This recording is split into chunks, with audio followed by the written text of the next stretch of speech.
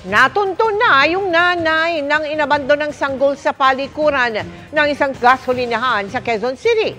Dawit pati ang mga magulang ng suspect na kasama raw ng gawin ng krimen. Nakatutok si Bam Alegre. Matapos ang ilang araw na pagtutok sa mga CCTV footage, na backtrack ng pulisya ang pagkakakilanlan ng ina ng inabandonang sanggol sa isang gasolinahan sa Kalayaan Avenue, Quezon City noong Biyernes. Nag-conduct tayo ng hot pursuit operation. Nagresulta sa pagkaka-aresto ng 3 suspect, 2 babae saka isang lalaki. So na-aresto po natin sila sa mismong kanilang bahay, particularly sa Antipolo, Rizal. Kasama ang Children and Women's Desk ng istasyon, pinaliwanagan ng mga suspect na kanilang karapatan at inimbitahan sa presinto para sa investigasyon. Dinala rin sa presinto ang 2 niyang kasama noong araw na yon na mga magulang pala niya. Kusa naman silang sumama pero tumanggi silang magbigay ng pahayag sa pulisya.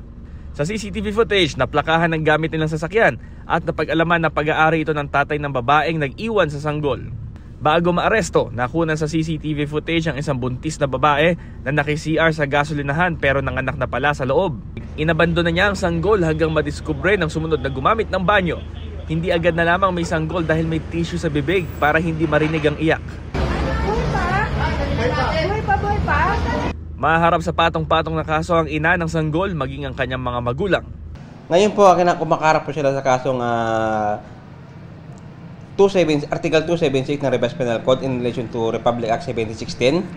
At the same time, ay kakasuhan din po natin sila ng frustrated infanticide. Nananawagan po sa ating mga kababayan, lalo na po sa mga nagkakaroon ng problema lalo sa ganitong sitwasyon po.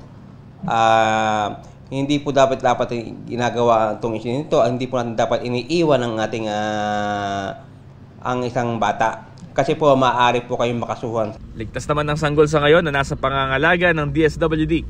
Para sa GMA Integrated News, Bam Alegre, nakatutok 24 oras.